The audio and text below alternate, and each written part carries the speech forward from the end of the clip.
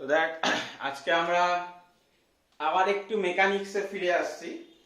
Obviously আমি যেদিন প্রথম ক্লাস নিয়েছিলাম সেদিন বলেছিলাম যে আমাদের পুরো যে একটা important part that is mechanics, তার আন্ডারে যে পার্টগুলো আছে দ্যাট ইজ ভেক্টর, লিখতে হবে না, আমি একবার একটু রিপিট করে দিচ্ছি। That is measurement, motion in 1D, Newton's laws of motion, friction, work power energy, collision, statics, circular motion, আর লাস্ট হচ্ছে রোটেশনাল মোশন। এই এতগুলো চ্যাপ্টার নিয়ে কিন্তু আমার ফুল মেকানিক্সটা। তো অবভিয়াসলি আমরা প্রথম তিনটে চ্যাপ্টার পড়েছি, পড়ে আমরা হিটে চলে গেছিলাম। তো আবার আমরা মেকানিক্স পার্টটা, এবং আপাতত এখন আপকামিং 2 মান্থস আমরা কিন্তু ফুল মেকানিক্সই সলভ করব। মানে আমরা পরপর পড়বো। এনএলএম আজকে পড়ছি আমরা, এনএলএম এর মোটামুটি 2-3টে ক্লাস লাগবে। দেন ফ্রিকশনের 2টো ক্লাস, ওয়ার্ক পাওয়ার এনার্জি 3টে ক্লাস, কলিশন 2টো ক্লাস, স্ট্যাটিস্টিক্স 3টে ক্লাস, সার্কুলার মোশন 2টো ক্লাস, রোটেশনাল মোশন 3টে ক্লাস। মোটামুটি এরকম একটা ভাবে এগোবো। তো ফার্স্টে আমরা হচ্ছে নিউটনস লজ অফ মোশনে আসছি। অবভিয়াসলি নিউটনস লজ অফ মোশনের যে basic idea, that is the যে সূত্রগুলো, নিউটনের যে সূত্রগুলো, first law, second law, third law, সেই নিয়ে তোদের আইডিয়া আছে। তো আমার ওইখানে ওইটুকুনিতে আমাদের সীমা মানে রেস্ট্রিক্ট থাকলে হবে না, আমাদের আজকে একটু নতুন নতুন কিছু কনসেপ্ট করতে হবে। তার আগে আমরা যে জিনিসগুলো তোরা আগে জানতিস সেইগুলোকে রিক্যাপ করে নেবো। What is force? ফোর্স কাকে বলে, ঠিক আছে? বা ফোর্স যদি তোকে ডিফাইন করতে বলে যে হোয়াট ইজ ফোর্স, বেসিক্যালি দেখ, ফোর্স মিন্স হচ্ছে, ধরে নে কোনো একটা বডি রেস্ট অবস্থায় আছে। এই কি অবস্থায় আছে? রেস্ট অবস্থায় আছে। তাহলে অবভিয়াসলি ফোর্স হচ্ছে এমন একটা external quantity, you can say external quantity by applying which আমরা এটাকে কি করতে চাইছি বল? মোশন করতে চাইছি, মোশন করতে পারি। আবার ধর কোনো একটা বডি আগে থেকেই মোশনে আছে, তার ভেলোসিটিটা এই দিকে, তাহলে আমি আবার ফোর্স অ্যাপ্লাই করে তাকে কি বানাতে পারি বল? তাকে রেস্টে করতে পারি। তাহলে that means force means you can say external quantity by applying which we want to change the state of any body। যে কোনো বডি যে ধর রেস্ট অবস্থায় আছে, তাকে ফোর্স অ্যাপ্লাই করলে সে মোশনে যেতেও পারে, আবার নাও যেতে পারে। এটা হচ্ছে কথা। সব সময় যে ফোর্স অ্যাপ্লাই করলেই মোশনে যাবে এরকম না। By applying which we want to change, এই জায়গাটা কিন্তু ইম্পর্টেন্ট। মানে আমরা চেষ্টা করছি তাকে চেঞ্জ করার, তা বলে যে অলওয়েজ হবে তার কোনো মানে নেই। আজকে ধরেন একটা বিশাল বড় পাথর আছে, বিশাল বড় একটা স্টোন আছে, তাহলে অবভিয়াসলি তুই একটা অল্প ভ্যালু ফোর্স অ্যাপ্লাই করে তাকে রেস্ট অবস্থা থেকে মোশনে নিয়ে যেতে পারবি না, বাট তুই চেষ্টা করছিস, ঠিক আছে? তো ওয়ান টু চেঞ্জ, যে আমরা যা অ্যাপ্লাইয়ের মাধ্যমে, এক্সটার্নাল কিছু একটা অ্যাপ্লাইয়ের মাধ্যমে যদি কোনো বডি স্টেট, মানে সেটা রেস্ট অবস্থায় থাকলে তাকে রেস্ট টেস্ট বলা হবে, মানে রেস্ট স্টেট বলা হবে। সেই যদি ভেলোসিটিতে থাকে তাহলে অবভিয়াসলি তার মোশনাল স্টেট। তো চেঞ্জ করা হচ্ছে, তাকে কিন্তু আমরা ফোর্স বলছি। যদি বাংলায় বলি, যে বাইরে থেকে যা প্রয়োগের মাধ্যমে কোন বস্তুর অবস্থার পরিবর্তনের চেষ্টা করা হয়, ঠিক আছে, তাকে আমরা ফোর্স বলছি। এবার ফোর্স কিন্তু আমাদের আস্তে আস্তে আমরা বিভিন্ন ম্যাথমেটিক্স, মানে এই চ্যাপ্টারটা আমি মতো বলে দেখতে পারি যে এই চ্যাপ্টারটা আমার 5 স্টার চ্যাপ্টার, মানে এই চ্যাপ্টারের উপর ডিপেন্ড করে তোর 11-12 এর ফিজিক্সটা ডিপেন্ড করছে। তো এই চ্যাপ্টার বুঝতে না পারলে 11-12 এর ফিজিক্স আর হবে না, ঠিক আছে? সেই জন্য আমি খুব স্লোলি পড়াবো কিন্তু এই চ্যাপ্টারটা। মানে এখানে প্রচুর কিছু আছে, মানে চ্যাপ্টারে দেখবি তুই যদি যে কোনো বই ফলো করিস, দেখবি বইতে তো অল্প কটা পেজেই শেষ, কিন্তু এই চ্যাপ্টারে মিনিমাম মানে 100 থেকে 150 অঙ্ক করলেও কম, এরকম একটা বলতে পারি। দেখবি মানে যত অঙ্ক করবি তত বিভিন্ন রকমের অঙ্ক হয়। তো যাই হোক, তো তার বেসিক গল্পটা ওই জন্য খুব কনসেপচুয়ালি, ফোর্স কাকে বলে জন্য এই জন্য একদম আমি কনসেপ্ট থেকে ঢুকছি, বেসিক জায়গা থেকে। তাহলে বুঝতে পারলি ফোর্স মিন্স হচ্ছে এমন একটা external quantity by applying which we can change or we try to change the state of any body, যে কোনো বস্তুর আমরা অবস্থার পরিবর্তনের চেষ্টা করি। এই গেল ফোর্স।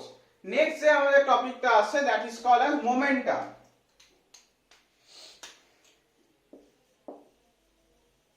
মোমেন্টাম বা বাংলায় যাকে বলা হয় ভরবেগ।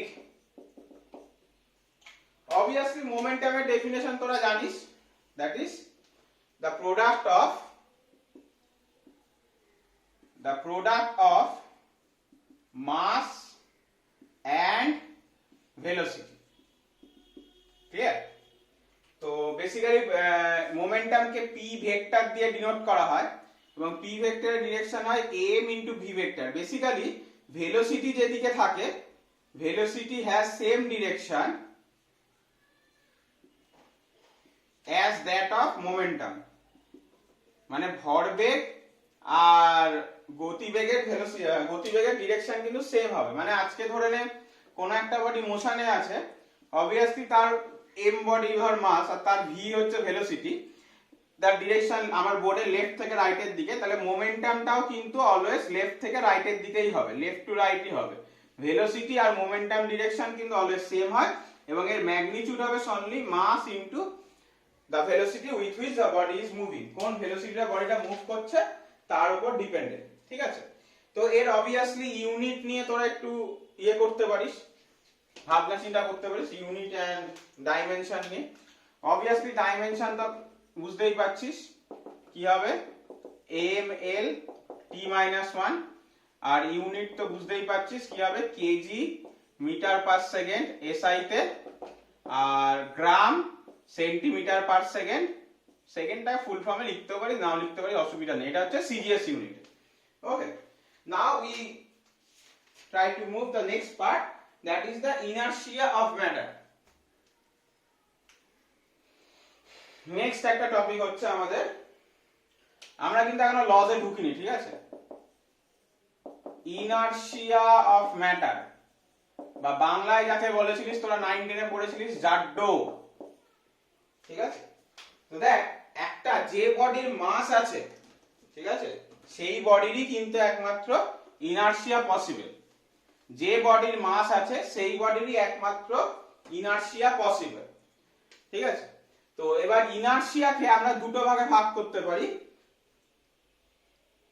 একটা ইনারশিয়া অফ রেস্ট বা যাকে আমরা কি বলে থাকি বল, ইনারশিয়া অফ রেস্ট বা স্থিতিজাড্য, ইনারশিয়া অফ রেস্ট বা বাংলায় যাকে বলছে হচ্ছে স্থিতিজাড্য। আর একটা কি করতে পারি, ইনারশিয়া অফ মোশন বা যাকে আমরা বলতে পারি গতিজাড্য। বেসিক্যালি জাড্য বা ইনারশিয়া এই কম্পোনেন্টটা তখনই এক্সিস্ট করে যদি বডিটা, ইফ বডি হ্যাজ মাস, মানে বডিটা যদি কিছুটা মাস কনকিওর করে বা বডিটার যদি কিছু মাস থাকে, তাহলে অবভিয়াসলি সেই মাসটাকে, মানে সেই মাসের বডির স্টেট অফ মোশন চেঞ্জ করতে গেলে আমি কিছুটা রেজিস্টিভ ফোর্স বা বাধা পাবো, দ্যাট ইজ স্থিতিজাড্য। তোকে একটা উদাহরণ দিই তাহলে তোরা বুঝতে পারবি। ধরে নে একটা বড় ব্লক আছে যার মাস হচ্ছে m, যে ইনিশিয়ালি রেস্ট অবস্থায় ছিল t=0 সময়, মানে ইনিশিয়ালি রেস্ট অবস্থায় ছিল, তাহলে অবভিয়াসলি একে যদি আমি মোশনে করতে চাই আমাকে একটা ফোর্স দিতে হবে, বা এই ফোর্স দিলেই কি আমার বডিটা মোশনে তৈরি হয়ে যাবে এরকম নাও ম্যাটার হতে পারে, ফোর্স দিলেই যে বডিটা মোশনে চলে যাবে এরকম নাও হতে পারে, ঠিক আছে? তাহলে বেসিক্যালি আমি যে এই যে এক্সটার্নাল ফোর্সটা অ্যাপ্লাই করছি কার জন্য, এর যে স্থিতিজাড্য বা ইনারশিয়া অফ রেস্ট এইটাকে চেঞ্জ করার জন্য। সিমিলারলি একটা গতিজাড্যের তোকে উদাহরণ দিই, আমার বাড়িতে ফ্যান ঘুরছে, সুইচ অফ করে দিলি, দেখবি সুইচ অফ করার পরও ফ্যানটা রোটেট করতে থাকছে, ঠিক আছে? তো দ্যাট ইজ, মানে এটা কেন কি, কারণটা হচ্ছে গতিজাড্যের জন্য। সিমিলারলি তোরা গাড়িতেও দেখেছিস, যে কোনো একটা গাড়িতে ধর তুই বসে আছিস, গাড়ি হট করে ব্রেক করছিল, তাহলে কি হয়, আমরা সামনের দিকে এগিয়ে যাই, তার কারণটা কি, আমাদের lower part of the section বডির একদম গাড়ির সাথে অ্যাটাচ আছে, তাই যাই যখনই গাড়ি মানে ব্রেক মারলো গাড়ি রেস্ট অবস্থায় চলে আসছে, আমাদের লোয়ার পার্ট কিন্তু রেস্ট অবস্থায় চলে আসছে, কিন্তু আপার পার্ট কিন্তু আমাদের ওই আগের মোশনটা কি করছে, বজায় রাখতে বা কন্টিনিউ রাখতে চাইছে, সেই জন্য কিন্তু আমরা এগিয়ে যাচ্ছি, ঠিক আছে? তাহলে ইনারশিয়া, গতিজাড্যের গল্প এগুলো বুঝতে পারছি, এগুলো যে কোনো তোরা 9-10 এগুলো পড়েছিস, হোয়াট ইজ ইনারশিয়া। বেসিক্যালি যে কোনো বডির মোশন, আমরা মাস তো বলি যে অবভিয়াসলি মাস তার ডিপেন্ড করে, বাট মাসের থেকেও আরো যদি ভালো করে বা মানে একদম ইনার কনসেপ্টে যাওয়া যায়, দ্যাট ইজ দ্য ইনারশিয়া। মানে বডির মাস কাজ করার থেকেও ইনারশিয়া বেশি কাজ করে, যে কোনো বডির মোশনকে এফেক্ট করে, মানে মাস আর ইনার্সিয়া কিন্তু ব্যাপারটা অনেকটা সেমই, ঠিক আছে, কাছাকাছি, বাট ইনার্সিয়া টপিক মানে ইনার্সিয়া জিনিসটা বেশি মোশনের ক্ষেত্রে এফেক্টিভ দেন আমি বলবো, মানে তুই যদি ইনার কনসেপ্টে যাস, বাট মাস বললেও একই ব্যাপার, মানে ইনার্সিয়া বলা আর মাস বলা কিন্তু সেমই বস্তু।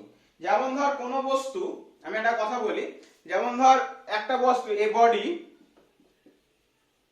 Having mass capital M and velocity v, আর অ্যানাদার বডি ধরে নে তার মাস হচ্ছে স্মল m আর ভেলোসিটিটা একই আছে, বেগটা একই আছে v, তাহলে অবভিয়াসলি ইনার্সিয়াটা ফার্স্ট বডি সেকেন্ড বডিটার থেকে বেশি হবে যদি ক্যাপিটাল M স্মল m থেকে বেশি হয়, ক্লিয়ার? ইনার্সিয়া অফ মোশন বা গতিজাড্যের পরিমাণ অবভিয়াসলি সেকেন্ড বডিটার বেশি, ফার্স্ট বডিটার বেশি হবে যার মাস বেশি। তো গল্পটা এরকম যে মাস বেশি হলে অলওয়েজ ইনার্সিয়ার কনসেপ্টটাও কিন্তু বেশি হয়, ঠিক আছে? তো এরপর এইগুলো তো তোরা মোটামুটি 9-10 এ পড়ে এসেছিস, খুব একটা ইম্পর্টেন্ট কিছু না, একবার জাস্ট আমরা এটাকে রিক্যাপ করে দিলাম, ঠিক আছে, একদম বেসিক বলতে পারিস ইন্ট্রোডাকশন। এইবার থেকে যা তোরা পড়বি সেইগুলো তোরা পড়িসনি। ফার্স্ট আসছি আমি রেফারেন্স ফ্রেম, বাংলায় তাকে বলছে নির্দেশ তন্ত্র, খুব খুব ইম্পর্টেন্ট, এখান থেকে প্রুফ দুটো আসবে, আমরা স্টারও দিয়ে রাখলাম। What is reference frame? দেখ আমরা রিলেটিভ ভেলোসিটি বা কাইনেটিক মানে মোশন ইন 1D যখন পড়েছি সেখানে আমরা দেখেছি যে যে কোনো বডি মোশনকে জাজ করতে গেলে আগে অবজারভার কি স্টেটে আছে সেটা জাজ করা ইম্পর্টেন্ট, ঠিক আছে, এটা আমরা দেখেছি যে অবজারভার কি রকম স্টেটে আছে সেটা, তার যে কোনো বডির মোশনের আগে অবজারভারের মোশনটা খুব ইম্পর্টেন্ট। তাই অবজারভারের সাথে যদি আমি একটা coordinate system, associated coordinate system ধরতে পারি তাকে রেফারেন্স ফ্রেম বলে। কিছুই বুঝলি না, দেখাচ্ছি। ধরে নে একটা বডি আছে, তার মোশন আছে, অবভিয়াসলি এর মোশন কারোর রেসপেক্ট হবে, তো এই ধরনের অবজারভার আমার, তাহলে এই অবজারভারের সাপেক্ষে এই অবজারভারের সাথে অ্যাসোসিয়েটেড যদি একটা XYZ কোঅর্ডিনেট সিস্টেম থাকে, ঠিক আছে, এই অবজারভার বা যে দেখছে তার সাথে যদি কোনো অ্যাসোসিয়েটেড কোঅর্ডিনেট সিস্টেম থাকে তখন তাকে আমরা রেফারেন্স ফ্রেম বলবো, এই কোঅর্ডিনেট সিস্টেমটাকে। ওকে, তাহলে আমরা কি লিখতে পারি? For every motion of body state of observer is always needed. always স্পেলিংটা মানে ভুল লিখেছি, দেখে নিস। always needed. The coordinate system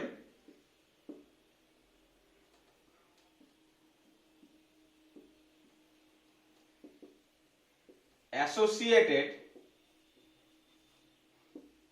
with observer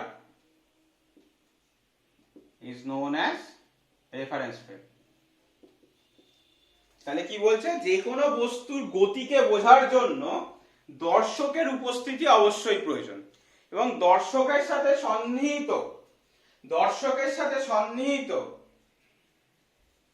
নির্দেশতন্ত্রকে দর্শকের সাথে সন্নিহিত কোঅর্ডিনেট সিস্টেমকে বা কোঅর্ডিনেট বাংলাটা আমি ভুলে যাচ্ছি, আমি একটু বলে দেবো পরে, ঠিক আছে, কোঅর্ডিনেট সিস্টেমকে আমরা নির্দেশতন্ত্র বলছি, ঠিক আছে। অবজারভারের সাথে যদি আমরা XYZ তিনটে রেক্ট্যাঙ্গুলার কোঅর্ডিনেট সিস্টেম ভাবতে পারি তখন তাকে আমরা কি বলছি? রেফারেন্স ফ্রেম বলছি। Okay, now reference frame can be divided into two parts. First হচ্ছে ইনার্শিয়াল রেফারেন্স ফ্রেম, আর নাম্বার 2 হচ্ছে নন ইনার্শিয়াল রেফারেন্স ফ্রেম। খুব ইম্পর্টেন্ট দুটো টপিক, একটা হচ্ছে ইনার্শিয়াল রেফারেন্স ফ্রেম বা আমরা যাকে বলতে পারি হচ্ছে জড়তীয় নির্দেশতন্ত্র, আর একটা হচ্ছে এটা হচ্ছে জড়তীয় নির্দেশতন্ত্র, আর এটা হচ্ছে অজড়তীয় নির্দেশতন্ত্র, ঠিক আছে। তো কোনটা কি বা কি কি ক্ষেত্রে কখন কি অ্যাপ্লাই হবে সেটা আমরা আসছি। তাহলে এই বেসিক আইডিয়াটা ক্লিয়ার সবার রেফারেন্স ফ্রেমে, যে আমার যে অবজারভার যার সাপেক্ষে আমি যে কোনো বডির মোশনকে অলওয়েজ ডিফাইন করে যাই। আমরা এটা নিয়ে আমরা মোশন ইন 1D তে খুব আলোচনা করেছি, যে অবজারভার তার সাথে যদি আমি একটা কোঅর্ডিনেট সিস্টেম ভাবতে পারি যে এবং সে অবজারভারটা অলওয়েজ ওই কোঅর্ডিনেট সিস্টেমের অরিজিনে অবস্থান করছে, ঠিক আছে? যদি ভাবতে পারি তাহলে ওই কোঅর্ডিনেট সিস্টেমটাকে আমরা বলছি রেফারেন্স ফ্রেম। তাহলে অবভিয়াসলি ফার্স্ট টপিক হচ্ছে ইনারশিয়াল রেফারেন্স ফ্রেম। তোরা কিন্তু ফুল ফর্মে হেডিং করবে, আমি শর্টে করছি, বা জড়তীয় নির্দেশতন্ত্র বলছে। তাহলে রেফারেন্স ফ্রেম মানে তো অবজারভারের সাথে অ্যাসোসিয়েটেড আমার কোঅর্ডিনেট সিস্টেম। বলছে ইফ অবজারভার বা reference frame has zero velocity or constant velocity such that acceleration is always zero,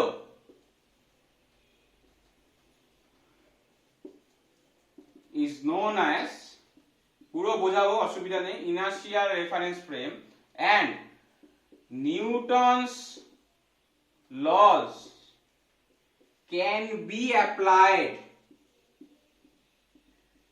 in such frames।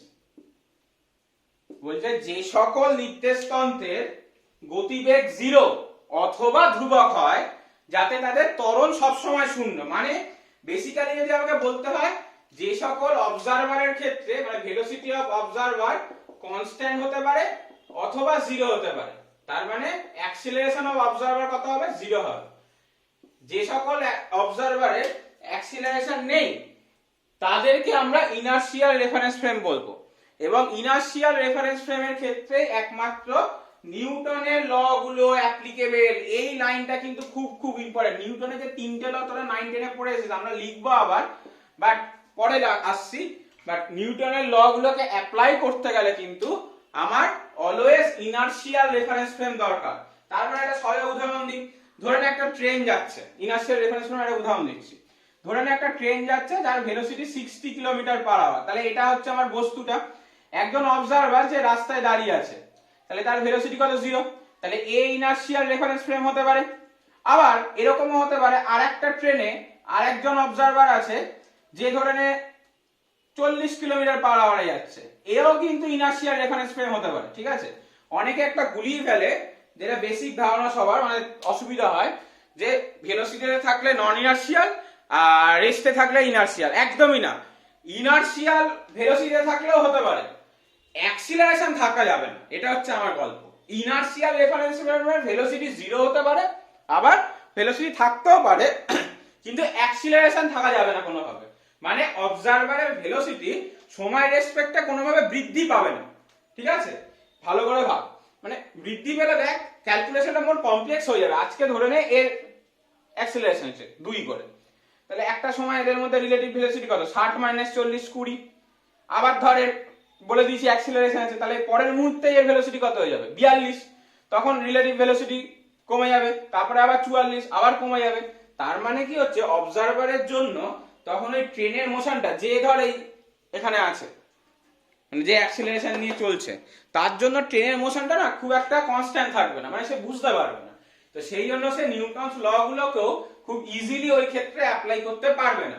That's why inertial reference ফ্রেমে একমাত্র কিন্তু আমার নিউটনস লকে অ্যাপ্লাই করা যায়। এরপর যে টপিকটা আসছে that is non inertial reference frame, ঠিক আছে?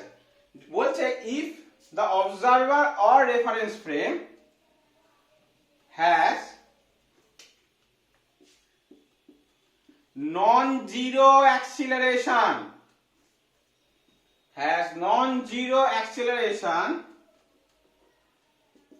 then it is known as non-inertial reference frame and Newton's law cannot be applied,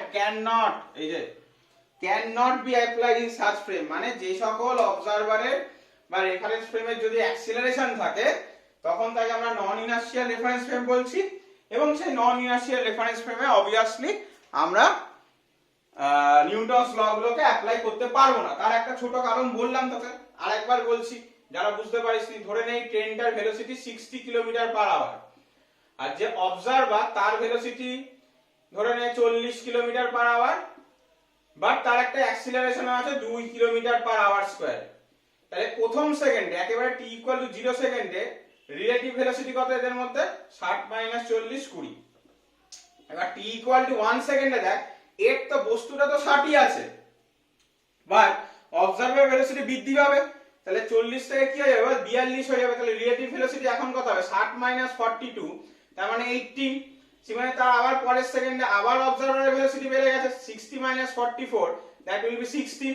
তো that's why the relative velocity মানে কি বোঝায়, velocity of body with respect to the observer. তাহলে অবজারভারের রেসপেক্টে বডির ভেলোসিটিটা দেখ randomly change করতে যাচ্ছে, বারবার চেঞ্জ করছে। দ্যাটস ওয়াই নিউটনস ল গুলোকে ও তো একদম পুরো মানে একটা এভারেজ টাইমের জন্য অ্যাপ্লাই করতে পারবে না, ক্লিয়ার? এভারেজ টাইমের জন্য অ্যাপ্লাই করতে পারবে না।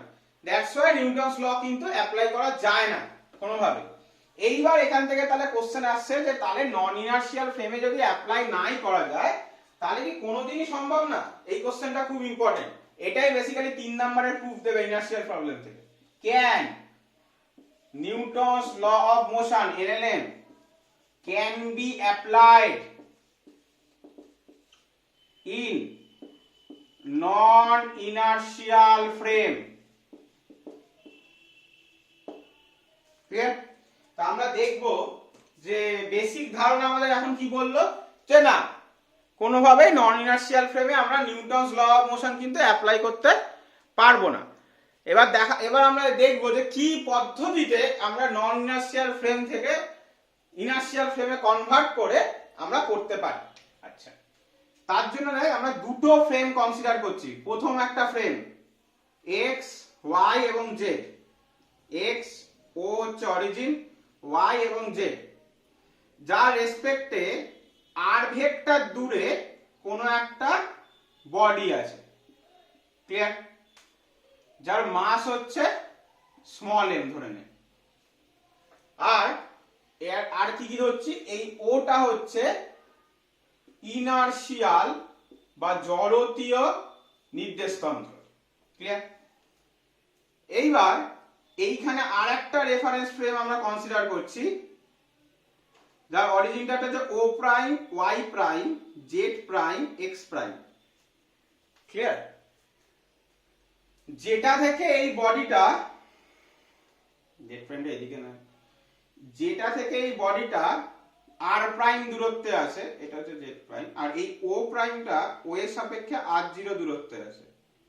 তাহলে আমরা কি ধরছি, ও প্রাইমটা হচ্ছে নন ইনার্শিয়াল রেফারেন্স ফ্রেম। তাহলে আমরা আরো কতগুলো জিনিসকে লিখতে হবে, that is position of body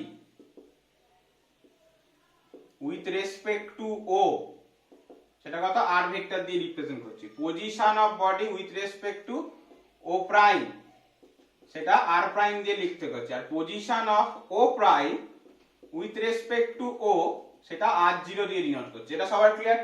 তার মানে ওটা হচ্ছে আমার ইনার্শিয়াল ফ্রেম, ও প্রাইমটা কিন্তু আমার নন ইনার্শিয়াল ফ্রেম, ঠিক আছে? মানে ও প্রাইমের এই যে ও এর হচ্ছে অ্যাক্সিলারেশন 0, বাট ও প্রাইমের অ্যাক্সিলারেশন 0 না, মানে কিছু একটা অ্যাক্সিলারেশন আছে, এটা নন ইনার্শিয়াল ফ্রেম। দুটো ফ্রেম একসাথেই আছে এবং ধরে নিচ্ছি তাহলে অবভিয়াসলি এরকম হচ্ছে। আর যে একটা বডিকে দুটো ফ্রেম থেকে দেখছে, ধর দুটো লোক আছে আলাদা আলাদা, একজন ইনার্শিয়াল ফ্রেমে অবস্থান করছে আর একজন নন ইনার্শিয়াল ফ্রেমে অবস্থান করছে এবং দুজনে একই বডিকে দেখার চেষ্টা করছে। এবার খুব ভালো করে দেখ, আমি যদি বডির এখানে নাম দিই পি, তুই খুব ভালো করে ট্রায়াঙ্গেল ও পি ও প্রাইম থেকে কি দেখা যাচ্ছে, দেখ একটা ত্রিভুজ সূত্র ভেক্টরে অ্যাপ্লাই করা যায় না? দেখ পরপর নেওয়া দুটো বাহু O prime plus O prime P should be equal to ওপি।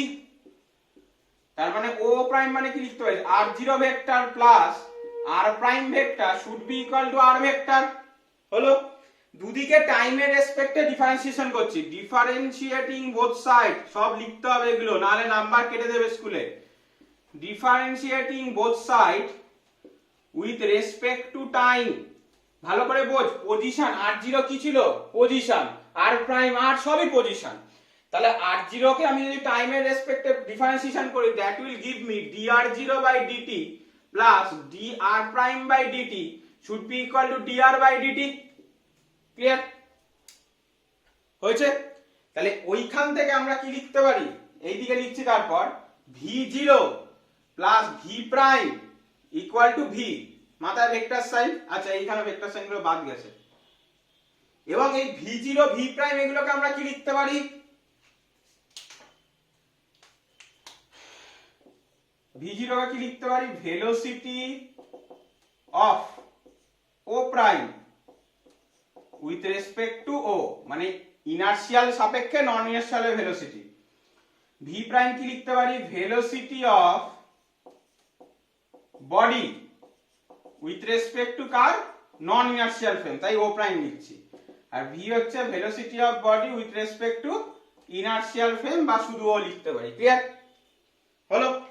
এবার একে যদি আমি আবার ডিফারেন্সিয়েশন করি, ভালো করে বোঝ, তাহলে এখানে আবার লিখতে হবে again differentiating, again differentiating both side with respect to time। তাহলে টাইমের রেসপেক্টে যদি আমি এটা আবার ডিফারেন্সিয়েশন করি, তাহলে এদিকটা কি পাবো, dv0 by dt plus dv prime by dt should be equal to dv by dt। হলো? বারবার বলছি এই প্রুফ কিন্তু বইতে তোরা নাও পেতে পারিস, বা স্কুলে স্যার ম্যাডামরা নাও করাতে পারে এই জিনিসটা, কিন্তু আমাদের করতে হবে, জেনে রাখা ভালো। কারণ আসবে যদি এই কোশ্চেনটা অনেক বছর এসছে, তখন আমরা মানে স্কুলে হয়তো এটা গল্পের আকারে বলেছে, ঠিক আছে? তো অলওয়েজ তোরা মানবি ফিজিক্সের কোনো আনসার তোরা যদি ম্যাথামেটিক্যাল এক্সপ্রেশনে বেশি প্রকাশ করতে পারিস, ফুল নাম্বার পাওয়ার অপশন বেশি। ধর এটা 3 নাম্বার প্রুফ আছে, তুই এটা যদি ম্যাথামেটিক্যাল এক্সপ্রেশনে করিস 3 এ 3 পাবি, আর যদি ওই কথায় বানিয়ে বানিয়ে লিখিস তাহলে হয়তো 3 এ 2 পেলি। তো দ্যাটস ওয়াই আমি কিন্তু এটা করাচ্ছি ম্যাথামেটিক্যালি। তাহলে অবভিয়াসলি এরকম আসলো। এইবার ভেলোসিটিকে ডিফারেন্সিয়েশন টাইমের রেসপেক্টে করলে কি পাওয়া যায় বল, অ্যাক্সেলারেশন। তাহলে এদিকটা মুছে আমি কি লিখছি দেখ, a0 plus a prime should be equal to a। তাহলে সিমিলারলি আমি আলাদা আলাদা করে লিখতে পারি, a0 কি, acceleration of o prime with respect to O. আমার এখানে জায়গা আছে, আমি এখানে লিখছি, তোরা কিন্তু খাতায় পাশাপাশি লিখবি, আমি একটা বোর্ডে শেষ করার জন্য করছি। আমরা কি লিখতে পারি, acceleration of O prime with respect to O. আচ্ছা এ প্রাইম কি, acceleration of body with respect to O prime, আর এটা কি, acceleration of body with respect to O. এই হচ্ছে ব্যাপার। এইবার বডির মাস যদি m হয়, দুদিকে m দিয়ে গুণ করে, তাহলে ma0 plus ma prime equal two ma। ma0 টাকে চুপচাপ রেখে দে। ma প্রাইম মানে কি বলতো, a প্রাইম মানে কি, বস্তুর অ্যাক্সেলারেশন, বডির acceleration with respect to non inertial frame, আর মাস ইনটু অ্যাক্সেলারেশন মানে ফোর্স হয় তো অলওয়েজ। এটা কত, নিউটনের সেকেন্ড ল। আমরা তোরা 9 10 এ পড়েছিস, আমি একটু পরেই আসছি, বাট তোদের এই আইডিয়াটা তো আছে যে ফোর্স ইকুয়াল টু ভর ইনটু ত্বরণ, মাস ইনটু অ্যাক্সেলারেশন। তাহলে a প্রাইমটা কি, acceleration of the body with respect to non inertial frame, তাহলে এখানে লিখলাম f প্রাইম। সিমিলারলি ma মানে কি, a টা মানে কি, acceleration of the body with respect to inertial frame, তাহলে f। তাহলে basically f prime equal to f minus ma0। এই কনসেপ্টটা ইম্পর্টেন্ট, মানে আমি কিন্তু f প্রাইম বার করতেই পারি। f প্রাইম মানে কি,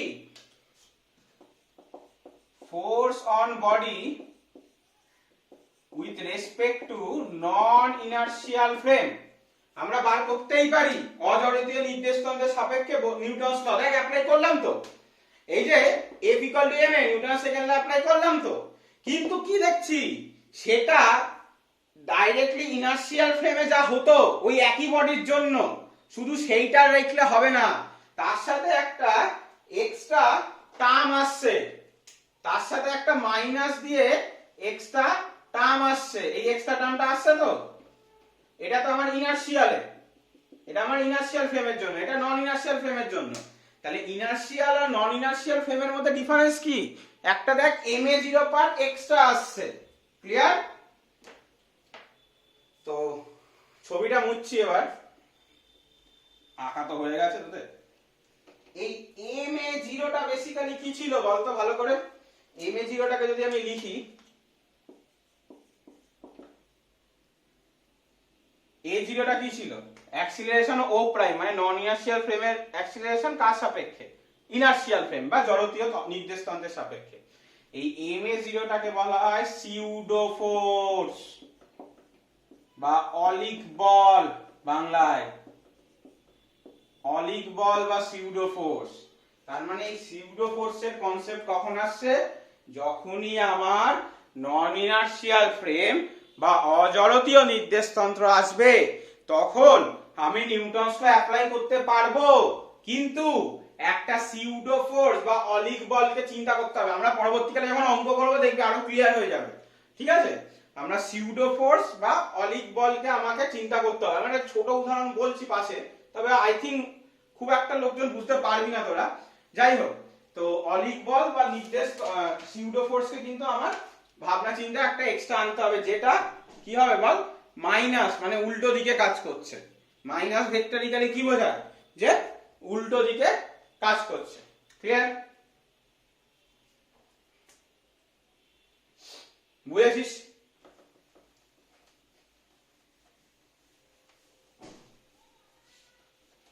আমরা পরে আবার অলিক বল নিয়ে আসবো, ঠিক আছে? অসুবিধা হবে না, আই থিঙ্ক সো। তাহলে মোটামুটি আমাদের ইনার্শিয়াল নন ইনার্শিয়াল ফ্রেমের গল্পটা গেল। এইবার আমরা যে পার্টটায় ঢুকছি সেটা অবভিয়াসলি নিউটনের লস গুলো, first law, second law, third law, এইগুলো, ঠিক আছে? থার্ড ল তো তোরা জানিসই, বেশি কিছু বলার দরকার নেই। তো ফার্স্টে আমাদের অবভিয়াসলি আসছে নিউটনস ফার্স্ট ল, আমি 1 দিয়ে লিখছি। তো ফার্স্ট ল কি বলছে? যে if no external force is applied, body at rest will remain at rest and body at motion will move in straight line with uniform velocity. Obviously বলেছে বাহ্যিক বলের অনুপস্থিতিতে স্থির বস্তু সর্বদা স্থিরই থাকবে আর গতিশীল বস্তু সর্বদা সমবেগে সরলরেখা বরাবর যাবে। Obviously তার কারণটা দেখা যাক, এক্সপ্লেনেশনটা দেখা যাক। দেখ, একটা বডি ধরে রেস্ট অবস্থায় আছে, তো এর উপর আমি কোনো ফোর্সই অ্যাপ্লাই করছি না। তো ফোর্স মানে কি জানি আমরা? Mass into acceleration. তাহলে ফোর্স যদি 0 হয়, মাস তো কখনো 0 হতে পারে না, তাহলে অ্যাক্সিলারেশন 0। তাহলে অ্যাক্সিলারেশন 0 মানে কি? রেস্ট থাকা মানে কি? ইনিশিয়াল ভেলোসিটি কত তার? 0।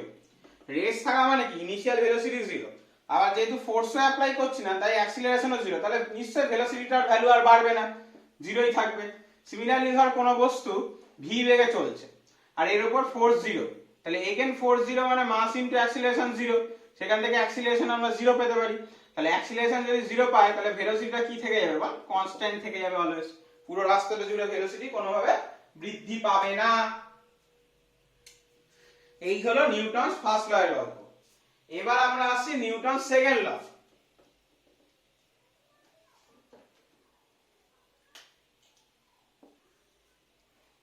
নিউটনস থার্ড ল একেবারে লাস্টে পড়বো, বুঝেছিস? সেকেন্ড ল এর অনেক অ্যাপ্লিকেশন আছে।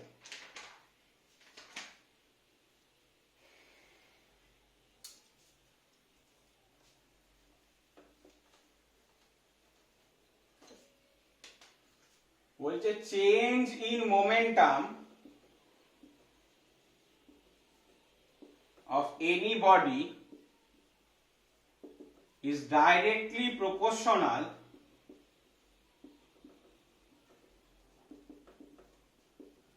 to applied force.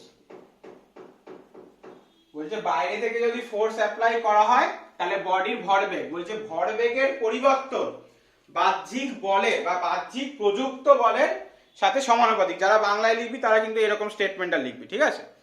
তাহলে অবভিয়াসলি আমরা কি করছি এইখানে? দেখ,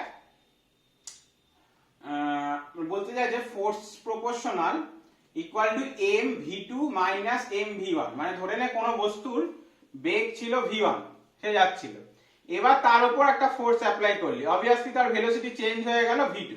তাহলে ইনিশিয়ালি তার মোমেন্টাম কত, ভর ইনটু বেগ, ফাইনালি তার মোমেন্টাম কত, ভর ইনটু বেগ। তো বলছে ভর বেগের পরিবর্তন এক্সটার্নাল ফোর্সের সাথে সমানুপাতিক হবে। Change in momentum with respect to time করে দেবে, উইথ রেসপেক্ট টু টাইম মানে সময়ের পরিবর্তনের সাথে সমানুপাতিক। মানে এটা ধরে নে পুরো ঘটনা হয়েছে t ইকুয়াল টু 0 সময়, এই ঘটনা t ইকুয়াল টু t, তার মানে t মাইনাস 0। তাহলে বেসিক্যালি প্রপোর্শনাল তুললে একটা কনস্ট্যান্ট আসবে m v2 minus v1 by t আসছে। v2 minus v1 by t মানে কি বল, অ্যাক্সেলারেশন। তাহলে ফোর্স ইকুয়াল টু অ্যাক্সেলারেশন পেলাম এরকম। এবার এসআই সিস্টেমে বা এক্সপেরিমেন্টালি, এসআই সিস্টেমে লিখে লাভ নেই, ঠিক আছে। এক্সপেরিমেন্টালি দেখা গেছে when m equal to 1 a equal to 1 আমার ফোর্সের ভ্যালুটা 1 নিউটন আসছে। মানে m equal to 1 কেজি ধরে নে আর a equal to 1 metre per second square, তখন ফোর্সের ভ্যালুটা 1 নিউটনই আসছে, তার মানে k equal to always 1 হবে। তাহলে সেখান থেকে আমরা লিখতে পারি F equal to mass into acceleration, that is the proof of Newton's second law, that is the proof of Newton's second law, clear? এরপর আমরা আসছি নিউটনের সেকেন্ড ল থেকে ফার্স্ট ল এর proof.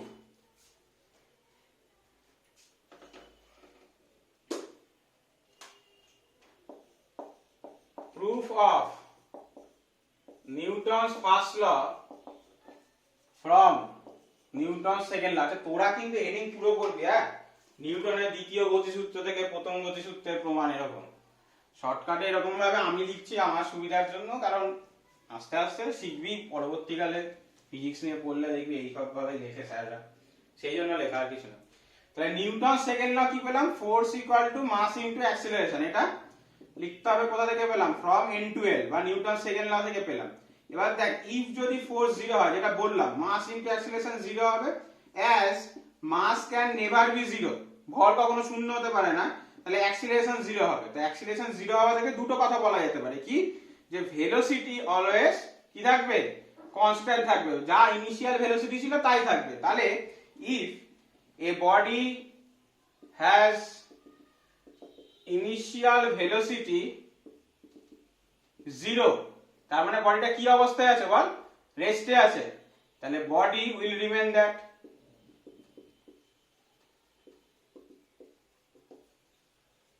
R if a body has velocity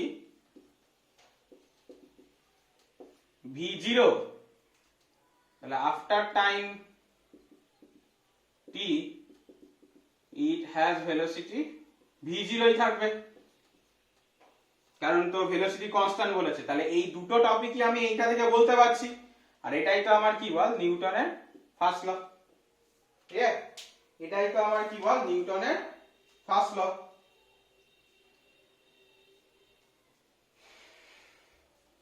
তাড়াতাড়ি লেখ।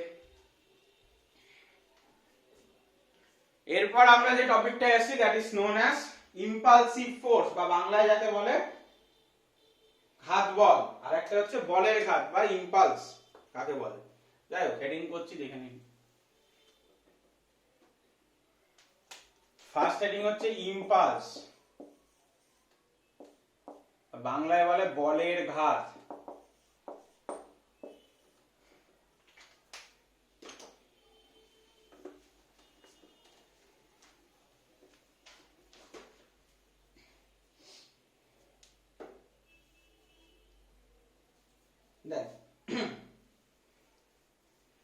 Impulse খুব easy ব্যাপার, যে ধরে নে কোনো বস্তুর ওপর যদি টি সময় ধরে একটা ফোর্স কাজ করে, ধরে নে যে কোনো একটা বস্তুর ওপর একটা ফোর্স কাজ করছে কতক্ষণ ধরে, ডিউরিং টি সেকেন্ড ধরে কাজ করছে, তাহলে ইম্পালস বা আই দিয়ে যদি আমি লিখি সেটাকে, that is denoted by F into T, simple ব্যাপার, ঠিক আছে, ফোর্স ইনটু টাইম। মানে বলছে impulse can be defined as the product of force and the time duration। কতক্ষণ ধরে সেই ফোর্সটা কাজ করেছে ওই বস্তুর উপর আর সেই ফোর্সের ম্যাগনিটিউডটা, তাদেরকে যদি সিম্পল আমি গুণ করি, সিম্পল গুণ, ঠিক আছে, তখন আমি তাকে ইম্পালস বলবো। আর ইম্পালস ইজ অলসো কিন্তু vector quantity, okay, it's also a vector quantity. আর এর ডিরেকশন কি হবে? Direction is same as that of force. Force যেদিকে কাজ করছে ইম্পালসটাও সেদিকেই কাজ করবে। এবার তো একটা জিনিস, আমরা ফোর্স ইকুয়াল টু কি পেয়েছিলাম? মাস ইনটু অ্যাক্সিলারেশন পেয়েছিলাম না? তাহলে অ্যাক্সিলারেশনকে ভাঙলে কি পাওয়া যায়? v2 minus v1 by t minus 0, বা t লিখতে পারিস তুই, এটাকে তুই এইভাবে লিখতে পারিস m v2 minus v1 by t। তা t টাকে যদি আমি লেফট হ্যান্ড সাইডে গুণ করে দিই, তাহলে f into t should be equal two m v2 minus m v1। তাহলে f ইনটু t মানে এখনই তোরা শিখলি কি বল? ইম্পালস। তাহলে সেখান থেকে ইম্পালস মানে কি আসছে বল? mv2 মাইনাস mv1 বা p2 মাইনাস p1 ও লিখতে পারিস। তো ইম্পালসকে কিভাবে ডিফাইন করা যায়? যে impulse can be defined as the momentum change. এটা একটা definition, impulse equal to change in momentum. তুই বলবি দাদা আগেরটাই তুমি সেকেন্ড লতে change in momentum equal to force লিখলে। খুব ভালো করে দেখ, ওখানে লিখেছি change in momentum with respect to time. এখানে কিন্তু আমরা উইথ রেসপেক্ট টু টাইমটা দিচ্ছি না, শুধু চেঞ্জ ইন মোমেন্টাম দিচ্ছি, সময়ের সাপেক্ষে কথাটা দিচ্ছি না, মানে নিচে টি এর ভাগ করার গল্পটা নেই।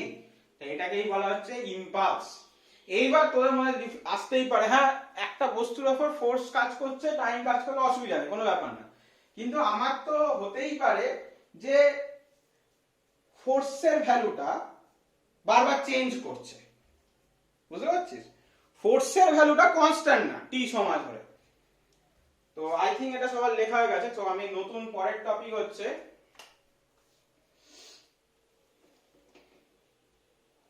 ভ্যারিয়েবল ইম্পালস, বা বাংলায় হচ্ছে পরিবর্তনশীল বলের ঘাত। ইচ এন্ড এভরি টপিক আমি লস অফ মোশন থেকে পড়াবো। মেকানিক্স আজকে শুরু হলো বেসিক্যালি, ভেক্টর, মেজারমেন্ট, কাইনেটিক্স এগুলো সব ইন্ট্রোডাকশন ছিল। ল মেকানিক্স ওদের একদম আমি মানে সলিড বানিয়ে দেবো, কিচ্ছু টপিক কোনো অঙ্ক যাতে না আটকায়, শুধু মেকানিক্সের জন্য বোর্ড ওয়ার্ক ফলো কর। আর বোর্ডে যেভাবে পড়াচ্ছি কেউ বই খুলিস না, কারণ বইতে দেখবি আগে পরে করে অনেকভাবে পাবি। তো তাতে কি হবে? কনফিউজ হয়ে যাবে যে দাদা তো এইভাবে পড়িয়েছে কিন্তু বইতে তো এটা আগে আছে ওটা পরে আছে। সেটা বোর্ড ওয়ার্ক পুরো খাতায় লেখ, সেটা ধরে পড়, ঠিক আছে? এমনকি আমি যে কথাগুলো বলছি বোঝানোর সময় তোদের যেগুলো হয়তো বোর্ডে আমি লিখছিও না, তোদের ফর বেটার, তোদের পরবর্তীকালে যদি তুই আবার খাতাটা খুলে বুঝতে চাস তার জন্য সাইডে শর্ট নোট বানা। এগুলো নোট বানানোর মানে উপায়, নিজে নোট বানা এইভাবে যে আমি যে কথাগুলো বললাম, যেটা হয়তো তোর মনে হতে পারে যে আমি পরে ভুলে যেতে পারি, সেটা সাইডে বানিয়ে রাখ, যে ওর সাইডে লিখে নিবি। এবার দেখ ভ্যারিয়েবল ইম্পালস কখন কাজ করবে।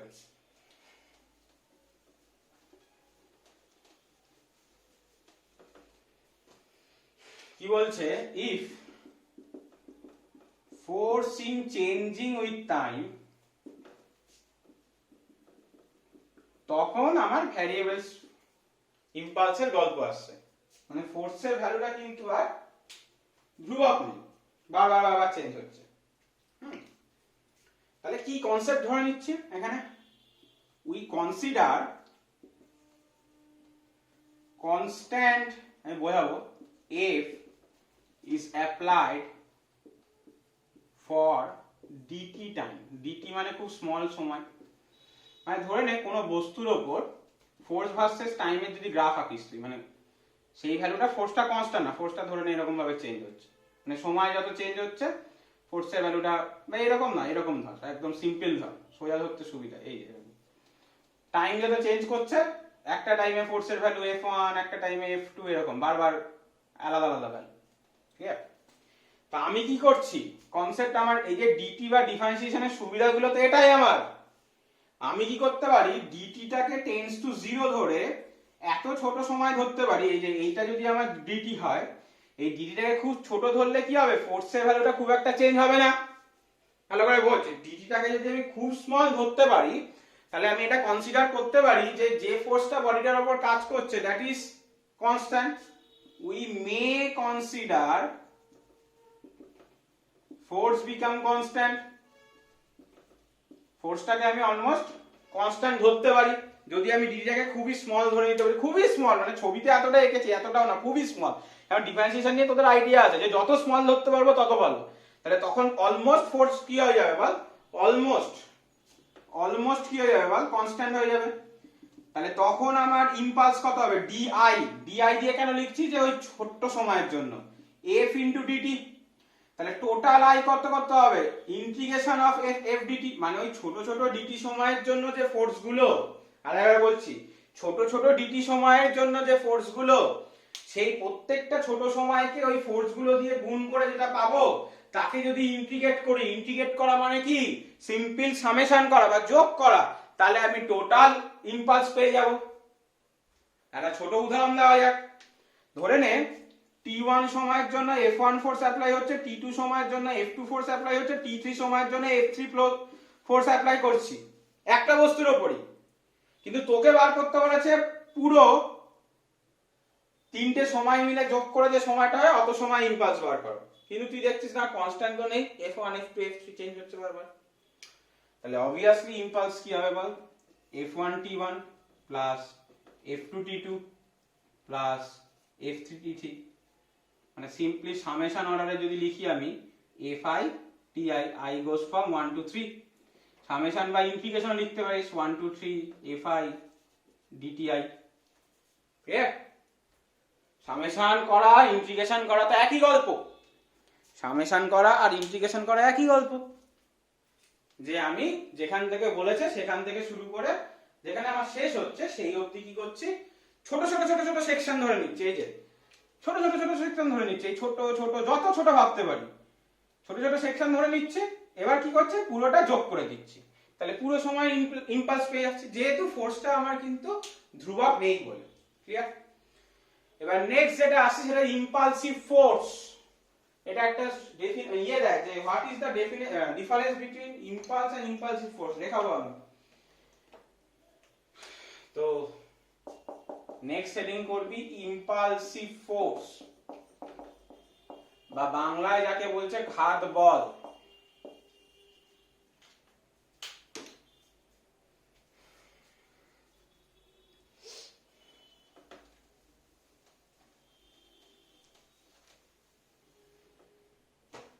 দেখ বলছে if very large amount of force applied for very short time, then the force is called impulsive force। মানে বলছে একটি বৃহৎ মানের বল যদি কোনো বস্তুর উপর খুবই ক্ষুদ্র সময়ের জন্য প্রযুক্ত হয় তাহলে বলটিকে ঘাত বল বলা হয়। মানে একটা ছোট উদাহরণ দেওয়া যেতে পারে, ধরে নে দুটো বস্তু, দুটো কণা, পার্টিকেল ধরে নে, একজন v1 বেগে এদিকে আসছে, একজন v2 বেগে এগিয়ে আসছে, তাহলে অবভিয়াসলি কি হবে বল, কলিশন হবে। এটা কি হচ্ছে বল, কোলাইড করছে, সংঘর্ষ করছে, ঠিক আছে? সংঘর্ষ করার পর কি হবে, আবার এ দিকে চলে যাবে, এ আবার অন্য দিকে চলে যাবে, দুজন দুদিকে ছিটকে চলে যাবে, যে আসলো ধাক্কা খেলো দুজনে চলে গেল। এই যে জাস্ট ধাক্কা খাওয়ার সময়টা, এটা তো খুবই স্মল, মানে এই কতক্ষণ ধরে ধাক্কা খাচ্ছে ব্যাপারটা বোঝ, কতক্ষণ ধরে যে ধাক্কাটা খাচ্ছে সেটা খুবই মাইক্রো সেকেন্ড বা ন্যানো সেকেন্ডের গল্প হবে, তো সেটা তো খুবই স্মল। কিন্তু যখন কলিশনটা হচ্ছে তখন প্রথম বস্তু সেকেন্ড বস্তুর উপর বল বা সেকেন্ড বস্তু প্রথম বস্তুর উপর বল, যাই বল না কেন, দুজন একে অপরের উপর একটা বিশাল পরিমাণে ফোর্স দিয়ে অ্যাপ্লাই করছে। এবার তুই বলবি দাদা আমি তো যদি ক্রিকেট বল নিয়ে করি, ক্রিকেট বল নিয়ে করলে হবে না, ঠিক আছে? কেন, এই ক্রিকেট বলের ক্ষেত্রে তুই ভেলোসিটি কতই বা ম্যাক্সিমাম দিতে পারবি, যে খুব একটা বিশাল বড় মাপের ফোর্স তৈরি হবে না। এগুলোকে ইম্পালসিভ ফোর্স ধরে নেওয়া, যে তোরা তো শুনেছি পারমাণবিক বোমা এইসবে কি হয়, অণু অণু সংঘর্ষ করিয়ে তো করা হয়, এই অণু অণু সংঘর্ষ হচ্ছে, মানে যাদের ভেলোসিটি বা লাইটের কাছাকাছি, বুঝতে পারছিস তো? এবং তার জন্য তারা যখন সংঘর্ষ করছে তখন একটা বিশাল পরিমাণের ফোর্স একে অপরের উপর দেওয়ার চেষ্টা করছে, ওইটুকুনি সময়ের জন্য যে অল্প একটা বিশাল পরিমাণের ফোর্স কাজ করছে, তো আমাকে তখন আমাকে বলছে দ্যাট ইজ ইম্পালসিভ ফোর্স। তো impulsive force is also a কি কোয়ান্টিটি বল, ভেক্টর কোয়ান্টিটি। ক্লিয়ার? এরপর আমরা যে টপিকটায় আসছি সেটা হচ্ছে difference between impulse and impulsive force.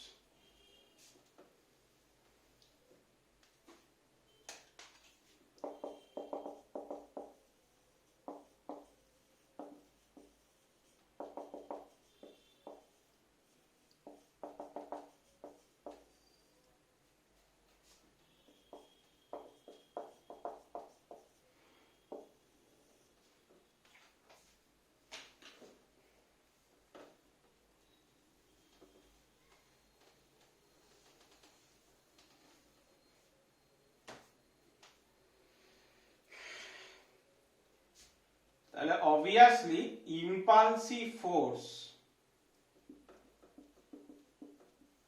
is one kind of force, মানে ইম্পালসিভ ফোর্স একরকম বলের প্রকারভেদ, বুঝতে পেরেছিস? বাট ইম্পালস হচ্ছে কি ফোর্স ইনটু টাইম হলো। ইম্পালসিভ ফোর্স শর্ট টাইমের জন্য কাজ করে, বাট ইম্পালসে টাইমের কোনো ডিপেন্ডেন্স নেই, মানে টাইমের জন্য কাজ করে বাট শর্ট টাইমই হতে হবে এরকম মানে নেই, মানে শর্ট টাইমই যে রেস্ট্রিক্ট হতে হবে, মানে অনেক সময় একটা বল ধর অনেকক্ষণ ধরে কাজ করছে, সেখানে তার ক্ষেত্রেও আমরা ইম্পালস পেতে পারি। ইম্পালস হচ্ছে মে or may not short time, মানে শর্ট টাইমের জন্য কাজ করতে পারে, বড় টাইমের জন্য কাজ করতে পারে, কোনো ব্যাপার না, বুঝতে পারছিস? এই হচ্ছে ব্যাপার, ডিফারেন্সটা একদম বেসিক ডিফারেন্স। আচ্ছা, এরপর আমরা যে টপিকটায় আসছি সেটা অবভিয়াসলি নিউটনের থার্ড ল, ঠিক আছে? আজকে আমাদের নিউটনের থার্ড ল আন্ডারে যা পড়বো ওটাই আমাদের লাস্ট হবে, মানে নিউটনের থার্ড ল আন্ডারে অনেক কিছুই পড়বো, তো এই ইয়ে অবধি এটাই থাকবে, Newton's third law. Obviously Newton's third law কি বলেছে? every action has opposite and equal reaction, প্রত্যেক ক্রিয়ার সমান ও বিপরীত প্রতিক্রিয়া আছে। এত অবধি লিখলি, আমার পরীক্ষায় লিখবি আমি 0 দেব, কারণ এখানে কমা দিয়ে লিখতে হবে অ্যাকশন and reaction, ক্রিয়া এবং প্রতিক্রিয়া takes on same surface, একই তলের উপর ক্রিয়া প্রতিক্রিয়া করছে। একটা উদাহরণ বলি, তুই একটা বন্ধুকে চট থাপ্পড় মারলি, তোর বন্ধুও তোকে একটা চট থাপ্পড় মারলো, তুই অ্যাকশন করলি, তোর বন্ধু রিয়াকশন দিল, তাহলে নিউটন থাকলো এটা? না, ওটা তোর বন্ধু রাগ, যেহেতু তুই মেরেছিস। তাহলে চড় মারায় নিউটন থার্ড লটা কোথায়? তুই তোর বন্ধুকে থাপ্পড় মারলি, সেটা অ্যাকশন করলি, থাপ্পড় মারার জন্য তোর হাতটাতেও দেখবি কিছুটা পরিমাণ ফোর্স অ্যাপ্লাই হবে, তোর হাতেও লাগবে, দ্যাট ইজ দ্য রিয়াকশন। তার মানে তোর হাতটাই হচ্ছে কমন সারফেস, যেটা দিয়ে অ্যাকশনও হচ্ছে আর যেটার উপর আবার রিয়াকশনও হচ্ছে। সবার ক্লিয়ার? তো ওই জন্য ওটা লিখতে হবে অ্যাকশন আর reaction acts on the same plane বা সেম সারফেস, একই সারফেসের উপর কাজ করছে, নাহলে কিন্তু হবে না। এবার দেখবি বইতে অ্যাকশন রিয়াকশনের অনেক উদাহরণ দেওয়া আছে, ঠিক আছে? আমি সেইগুলো আর বলছি না। আর ছোটবেলাতেও তোরা পড়েছিস একটা অ্যাকশন রিয়াকশনের ছোট উদাহরণ, নৌকা থেকে নামার সময়, ঠিক আছে? অবভিয়াসলি আমি যখন নৌকা থেকে তীরে নামবো, এটা ধরে নে আমার তীর, একটা লোক যখন নামছে অবভিয়াসলি কি করে, সে এই বরাবর ফোর্সটা দেয়, তার জন্য নৌকা ওকে আবার অপোজিট দিকে ফোর্স দেবে, যার জন্য লোকটা কি হয় তীরে চলে যায় আর নৌকাটা কি হয় পেছন দিকে একটু সরে চলে যায়। নৌকাটা দেখবি সবসময় নামার সময় নৌকাটা একটু পেছন দিকে সরে চলে যায়। তাহলে এখানে হচ্ছে অ্যাকশন রিয়াকশন একই জায়গায় কাজ করছে, কার উপর কাজ করছে? মানুষটার উপর কাজ করছে অবভিয়াসলি, ঠিক আছে? এরপর আমরা যে টপিকটা বলবো সেটা হচ্ছে কনজারভেশন অফ লিনিয়ার মোমেন্টাম, ভরবেগের সংরক্ষণ সূত্র, ভরবেগের সংরক্ষণ সূত্র। ঠিক আছে, কি বলছে সব প্রমাণ করাবো, এটা আগেও পড়েছিস তোরা। If there is no external force momentum of system is always constant। কি বলছে যে বাহ্যিক বলের অনুপস্থিতিতে যে কোনো সংস্থা, বাংলায় যারা লিখিস, বাহ্যিক বলের অনুপস্থিতিতে যে কোনো সংস্থার ভরবেগ সর্বদা ধ্রুবক থাকবে। একটা উদাহরণ দেখা যাক। তো এই একটা বল আছে v1 যার মাস হচ্ছে m1, এই আরেকটা বল একই দিকে যাচ্ছে v2, মাস হচ্ছে m2। এবার ইফ v1 যদি v2 থেকে বড় হয়, বুঝতে পারছিস তো, v1 v2 থেকে বড় হওয়া মানে কি, ধরে নে এই দুটো পেন আছে, দুটো পেন একই দিকে যাচ্ছে, কিন্তু এই পেনটার ভেলোসিটি বেশি, তাহলে অবভিয়াসলি একটা সময় যেতে যেতে ধাক্কা খাবে, ধাক্কা খেয়ে কি হবে, আবার চলতে শুরু করবে।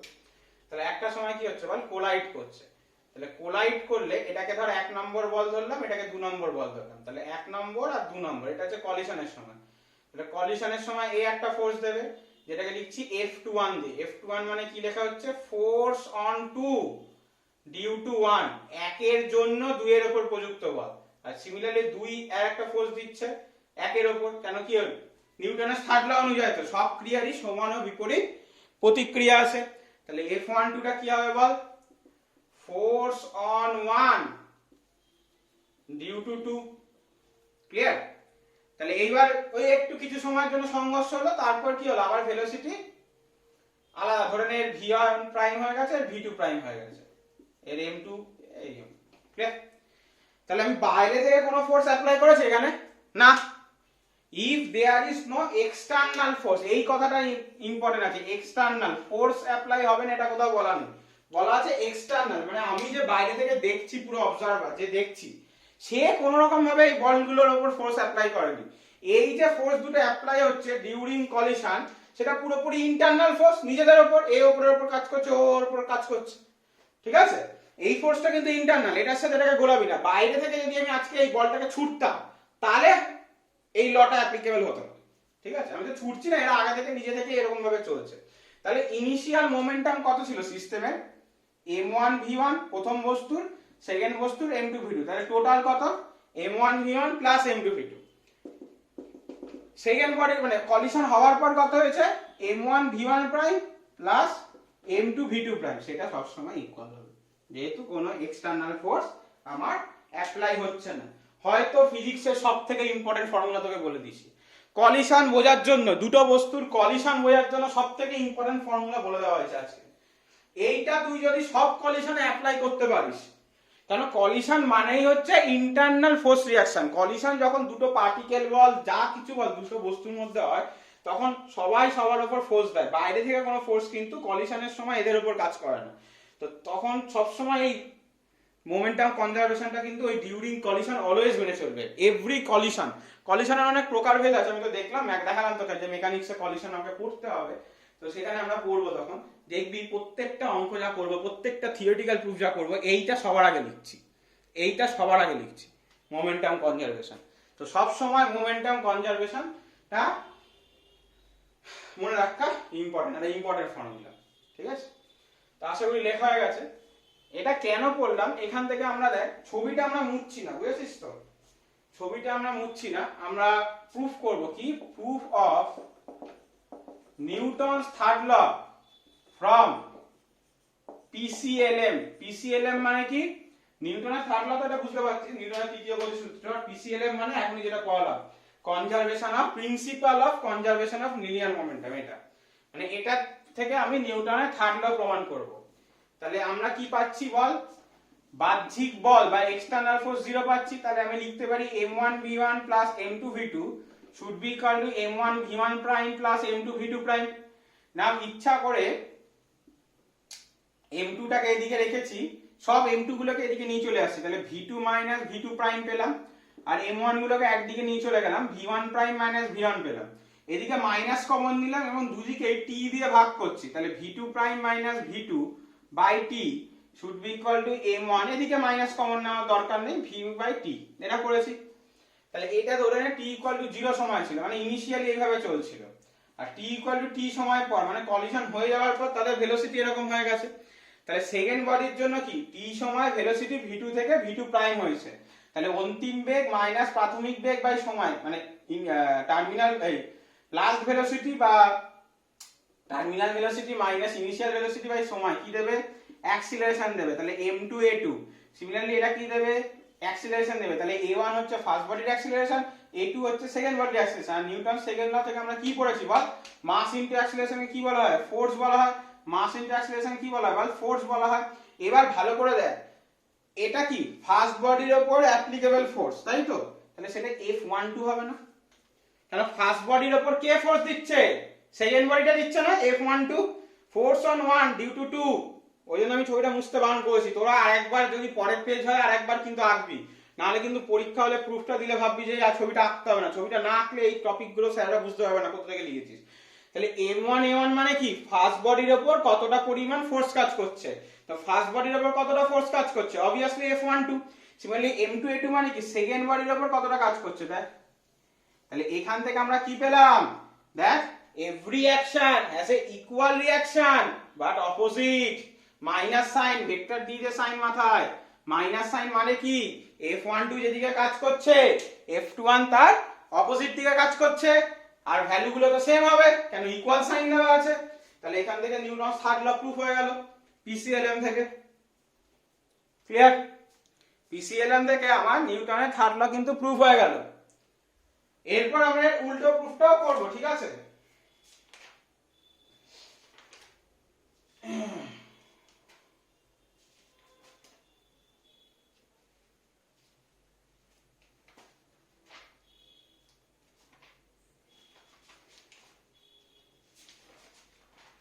তাহলে লিখে নে এরপরের প্রুফটা কি, proof of PCLM from N3L। মানে আমাকে ধরে নিতে হবে এখন এই জিনিসটা ট্রু, এই অবধি নিয়ে যেতে হবে। তো তোরা উল্টো করে লিখে নিস, তা আমি লিখে দিচ্ছি, অসুবিধা নেই। নিউটনের তৃতীয় সূত্রটা এখন ট্রু ধরে নিতে হবে। তাহলে আমি এটা লিখতে পারি কি বল, minus of F12 equal to F21। ঠিক আছে, ম্যাগনিটিউড সেম কিন্তু উল্টো দিকে কাজ করছে। F12 মানে কি, M1 A1, এটা মানে কি M2 A2, M1 A1 মানে কি V1 prime minus V1 by T। দেখ পুরো উল্টো করা হচ্ছে, আর কিছু না। V2 minus V2 by T, দুদিক দিয়ে T কেটে দে, তাহলে minus M1 V1 prime plus M1 V1 should be equal to M2 V2 prime plus M2 V2, sorry এটা মাইনাস M2 V2, মাইনাসটাকে এদিকে নিয়ে চলে যায়, তাহলে M1 V1 plus M2 V2 should be equal to M1 V1 prime plus M2 V2 prime. তাহলে এটা কি ছিল আমার ইনিশিয়াল মোমেন্টাম সিস্টেমের, সিস্টেম মানে দুটো বডি নিয়ে তৈরি হয়েছে, আর এটা হচ্ছে ফাইনাল মোমেন্টাম। তাহলে দেখা যাচ্ছে ইনিশিয়াল মোমেন্টামের যোগফল ফাইনাল মোমেন্টামের যোগফলের সাথে সমান। তো আমাদের আজকের মোটামুটি লেকচার শেষ, নিউটনের ফার্স্ট টপিকটা শেষ। নেক্সট দিন আমরা যেটা আসবো সেইটা হয়তো আরো বড় লেকচার হবে, 2 থেকে 2.5 ঘন্টা, ওটা মোস্ট ইম্পর্টেন্ট। দেখবি ফ্রি বডি ডায়াগ্রাম, অনেক কিছু, ফোর্স কিভাবে কাজ করছে, মানে ইন্টারেস্টিং। মানে মিনিমাম আমরা 30টা অঙ্ক তো করবোই মিনিমাম, ঠিক আছে? তো যা অসুবিধা হলে বলিস কিছু।